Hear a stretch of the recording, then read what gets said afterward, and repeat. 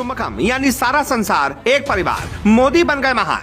60 शहर 500 बैठकें 19 देश 3 दिन। मोदी ने खींच दी कभी ना मिटने वाली लकीर। आधी रात लग गई सबसे बड़ी डील पर मुहर। प्रधानमंत्री मोदी ने एक झटके में बदल दी दुनिया की सियासत। कैसे मोदी ने एक शिखर सम्मेलन से भारत को बना दिया विश्व गुरु। 3 मिनट में सबूत देकर 56 इंच का हो जाएगा सीना। पहले बाइडेन से की 77 मिनट बाद 29 मुद्दों पर बन गई सहमति। भारत की धरती पर एक दिन में उतरे इतने जहाज के रंगीन हो गया आसमान।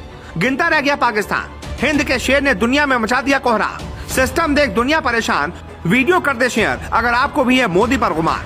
आज से लगभग 1 साल पहले नवंबर 2022 का वो दिन याद कर लीजिए जब बाली शिखर सम्मेलन में मोदी को 2023 की G20 अध्यक्षता के लिए हथौड़ा सौंपा गया था। उस वक्त मोदी ने कहा था कि कोविड के बाद के दौर में नई व्यवस्था बनाने की जिम्मेदारी अब हमारे कंधों पर है। मैं आपको आश्वस्त करना चाहता हूं कि G20 की भारत की अध्यक्षता समावेशी, महत्वाकांक्षी, निर्णायक और सक्रियता से भरी रहेगी। एक साथ मिलकर हम G20 को वैश्विक परिवर्तन का उत्प्रेरक बनाएंगे और आज मोदी की बातें सच होती हुई दिखाई पड़ रही हैं। मोदी के एक कदम ने भारत को विश्वगुरु बनने के और करीब ला दिया, क्योंकि जो भी देश G20 की अध्यक्षता करता है उसका प्रमुख काम किसी विषय विशेष के प्रति सभी देशों के बीच सहमति बनाने पर होता है। इस बार G20 में 20 नहीं बल्कि 19 देश शामिल हुए। इसमें भारत, अर्जेंटीना, ऑस्ट्रेलिया से लेकर ब्राजील, कनाडा, चीन, फ्रांस और जर्मनी समेत इंडोनेशिया, इटली, जापान, कोरिया गणराज्य, मैक्सिको, रूस के अलावा सऊदी अरब, दक्षिण अफ्रीका, तुर्की, यूनाइटेड किंगडम और संयुक्त राज्य अमेरिका और यूरोपीय संघ है।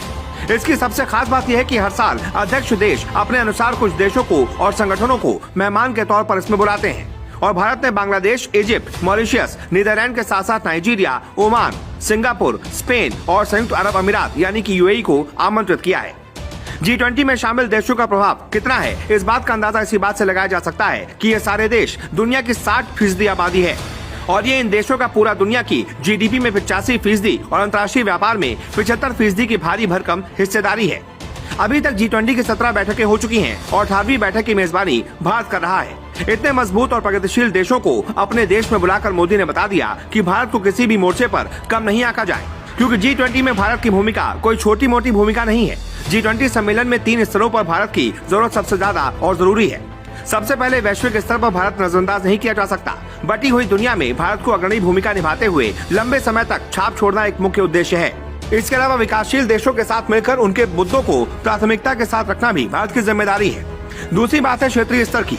भारत वैश्विक स्तर पर दक्षिण एशिया का अगुवा है, जिसकी वजह से दक्षिण एशिया के बाकी देशों को भी आगे बढ़ाने की जिम्मेदारी भारत की ही है। और तीसरी है घरेलू। आज सिर्फ भारत को ही नहीं बल्कि पूरी दुनिया को भारत की जरूरत है। ऐसे में G20 के द्वारा दुनिया भर में भारत के बढ़ते कद का घरेलू माहौल में साबित करना एक बड़ी जिम्मेदारी है।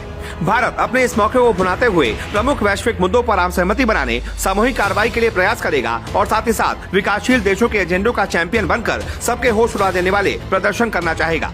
पीएम मोदी का भी लक्ष्य है कि जब देश आजादी के 100 सालों का जश्न मना रहा होगा उस वक्त भारत एक विकसित राष्ट्र होगा। आज दुनिया को ये बताने की जरूरत है कि अब भारत दुनिया का वैश्विक नेता बनने के लिए पूरी तरह से तैयार है। शायद यही कारण है कि G20 अध्यक्षता थीम थी वसुधैव कुटुंबकम या एक पृथ्वी, एक कुटुंब, एक भविष्य रखी गई है।